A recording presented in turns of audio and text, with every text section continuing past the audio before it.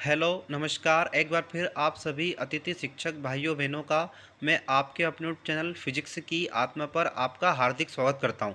तो मैं आपको ये बहुत ही महत्वपूर्ण जानकारी उपलब्ध करवाने जा रहा हूं कि जो सुबह डीपीआई के द्वारा स्कूल का अलॉटमेंट हुआ था।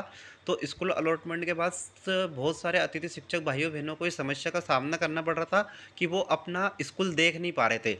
तो आप सबसे पहले तो मैं आपको बता दूं किस प्रकार आपको स्कूल अलॉटमेंट देखना है। इस प्रक्रिया को हम समझते हैं, उसके बाद हम आगे की चर्चा करेंगे। कुछ महत्वपूर्ण बिंदुओं को मैं लेकर आया हूँ जिनके ऊपर अपने को आज विस्तार से चर्चा करनी है। तो सबसे पहले आपको गूगल के ऊपर जाना है, फिर यहाँ पर आपको जीएफएमएस पोर्टल टाइप करना है। तो नीचे ऑप्शन यहाँ पर पहले से ही जीएफएमएस पोर्टल का था, उस पर आपको क्लिक करके लॉगिन करना है। जैसे आप जीएफएमएस पोर्टल पर जाओगे तो सबसे ऊपर ये आपको इस प्रकार से पोर्टल ओपन दिख जाएगा। ये जीएफएमएस पोर्टल पर आपको क्लिक करना है और इस तरह से आपकी साइट खुल जाएगी। और साइट के राइट हैंड साइड पे लॉगिन का ऑप्शन आएगा, तो आपको लॉगिन करना है। लॉगिन करने के बाद में ये आपसे उपयोगकर्ता का नाम पूछेगा और उसके पासवर्ड। तो आपको उपयोगकर्ता के आपको यहाँ पर मोबाइल नंबर डालना है। नाम में क्या डालना है? Mobile number. जिस भी मोबाइल नंबर से आईडी है वो मोबाइल नंबर आपको डालना है। जैसे मैं अभी आपको हमारे एक अतिथि शिक्षक भाई का प्रोफाइल खोलकर मैं दिखा रहा हूँ किस प्रकार से उसमें स्कूल दिखा था। तो यहाँ पर अपन लिखेंगे, यहाँ पे सबसे पहले मोबाइल नंबर लिख देंगे।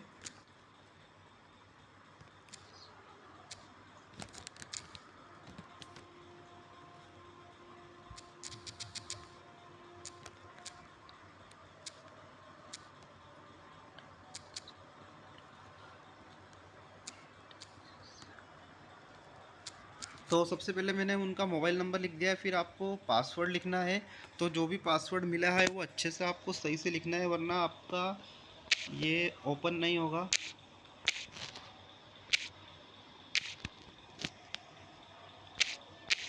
इस प्रकार से आपको आईडी पासवर्ड डालने के बाद में लॉगिन करना है। जैसे ही आप लॉगिन करोगे तो जिस भी अतिथि शिक्षक का आप लॉगिन पासवर्ड डालोगे उनका नाम आपको इस प्रकार से आईडी पर, पोर्टल आईडी पर आपको उनका नाम दिखने लग जाएगा। नाम दिखने के बाद में जब राइट हैंड साइड पे आप ये 4 क्लिक है यहाँ पर आप क्लिक करोगे तो इस प्रकार से एक डैशबोर्ड, अनुभव प्रमाण पत्र, सत्यापित और ये जॉइनिंग रिक्वेस्ट, मानदेय भुगतान प्रणाली और इस प्रकार से बहुत सारे ऑप्शन। तो ये आपको, जो मैं इसको सही करके दिखा देता हूँ, जो ये आपको स्कोर कार्ड वाला है, इस ये स्कोर कार्ड प्रबंधन है ना, स्कोर कार्ड प्रबंधन पर आपको क्लिक करना है। जैसे आप क्लिक करोगे तो इस प्रकार से खाली पेज ओपन होगा और खाली पेज के ऊपर यहाँ पर देखोगे आप राइट हैंड पर ये 3 बटन दिखेगी, इन पर क्लिक करना है। इस पर क्लिक करने के बाद में आपको मेरा स्कोर कार्ड डाउनलोड करोगे तो ये मेरा प्रोफाइल प्रिंट करें। तो ये प्रोफाइल प्रिंट जैसे आप करोगे तो इस प्रकार से आपके मोबाइल में प्रिंट अपडेट हो जाएगा। तो देखिए यहाँ पर करंट ज्वाइनिंग आपको देखना है। क्या देखना है आपको? इन्होंने पहले भी स्कूलों में पढ़ाया है इसलिए पूर्व में नहीं देखना आपको, प्रीवियस ज्वाइनिंग डिटेल्स नहीं देखना है। आपको सिर्फ करंट ज्वाइनिंग रिक्वेस्ट या करंट जो भी आपकी डिटेल्स है वो चेक करना है। तो देखो करंट में अभी इनको कोई सा भी स्कूल अलॉटमेंट नहीं हुआ है। करंट ज्वाइनिंग डिटेल्स और करंट ज्वाइनिंग रिक्वेस्ट डिटेल्स यहाँ पर कुछ भी यहाँ पर शो नहीं हो रहा है। उसका कारण है, ये मैं आपको दिखा दूँ कि जैसे जब हमने सुबह इनका ओपन करके देखा था प्रोफाइल तो इनको स्कूल अलॉटमेंट हो चुका था। मैं दिखा देता हूँ आपको। इस प्रकार से इनको जो ये स्कूल अलॉटमेंट हुआ था मैं उसका नाम भी आपको दिखा देता हूँ। ध्यान से देखिए आप। ये इनको स्कूल सुबह मिला था, संस्कृत विद्यालय मिला था नरसिंहगढ़ का। इनको स्कूल मिला था सुबह। जो ये यहाँ पर देखिए डाइस कोड के सहित आपको ये दिख रहा होगा। डाइस कोड यहाँ पर अपने को जो भी इन्होंने दिए हैं, ठीक है।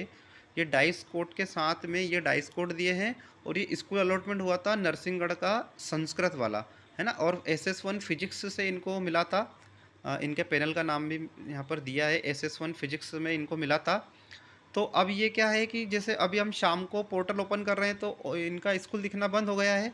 तो ये जॉइनिंग रिक्वेस्ट इस तरह से पेंडिंग यहाँ पर लिखा रही थी वेरिफिकेशन के लिए। तो यहाँ पर इस प्रकार से ये आपको करंट में करंट जॉइनिंग जो रिक्वेस्ट डिटेल्स है उस पर आप देख सकते हो कि किस प्रकार आपको स्कूल का अलॉटमेंट हुआ है। तो आपको ध्यान रखना है, आपको सबसे पहले प्रोफाइल पर जाना है। कहाँ पर जाना है? प्रोफाइल पर जाना है और प्रोफाइल के अंदर ही आप देख सकते हो करंट में आपको कौन सा स्कूल मिला है। तो अभी सुबह तो इनको स्कूल अलॉटमेंट हो चुका था, लेकिन अभी हम अगर वर्तमान में देखें यहाँ पर तो ये वाला स्लॉट बिल्कुल खाली पड़ा हुआ है। तो अभी क्या है कि सुनने में ये आ रहा है कि ये सिर्फ डीपीआई वालों ने ट्राई किया था। तो भाइयों और बहनों, मैं आपसे पूछना चाह रहा हूँ कि डीपीआई वाले कब तक ट्राई करेंगे? आज बिना शिक्षकों के पूरे इन्होंने सफलतापूर्वक 3 महीने निकाल दिए हैं, जहाँ पर शिक्षकों की काफ़ी मात्रा में कमी चल रही है और विद्यालय बहुत ज़्यादा प्रभावित हो रहे हैं। शिक्षकों की कमी है बहुत ज़्यादा। शिक्षकों की कमी की वजह से बच्चे पढ़ नहीं पा रहे हैं। अभी 2-4 दिन पहले आपने वीडियो देखा होगा जिसमें बाहर बच्चे धरना दे रहे थे, धरना प्रदर्शन हो रहे थे, वो आंदोलन कर रहे थे कि हमें शिक्षकों की जो कमी है वो पूरी करवाएं। उसके बाद थोड़ी सी गलती मैं ये बताना चाह रहा हूँ आपको कि जो वर्ग एक की जो ज्वाइनिंग जिनको मिलनी है, वर्ग एक की एग्ज़ाम हुए आज, मतलब लिस्ट आए, वेरिफिकेशन हुए, 2 से 3 महीने हो गए हैं। जिन बच्चों का अभी सिलेक्शन हुआ उनको बहुत बहुत बधाई हो। तो वर्ग एक वाले को पोस्टिंग नहीं दी इन्होंने। उसके बाद में जो पुराने जितने भी अतिथि कार्यरत थे, सारे के सारे पुराने कार्यरत अतिथि शिक्षकों को इन्होंने बाहर किया। उच्च पद प्रभार से बाहर किया, ट्रांसफर से बाहर किया, अतिशेष से बाहर किया और अभी भी बाहर करने की प्रक्रिया बिल्कुल चल रही है। तो क्या बिल्कुल सारे के सारे मध्य प्रदेश के विद्यालय जो है वो शिक्षक विहीन हो जाएंगे? इस प्रकार से यदि इन्होंने शिक्षा व्यवस्था बनाए रखी है मध्य प्रदेश में, तो आने वाले समय में बहुत ही बेकार व्यवस्था देखने को आपको मिलेगी।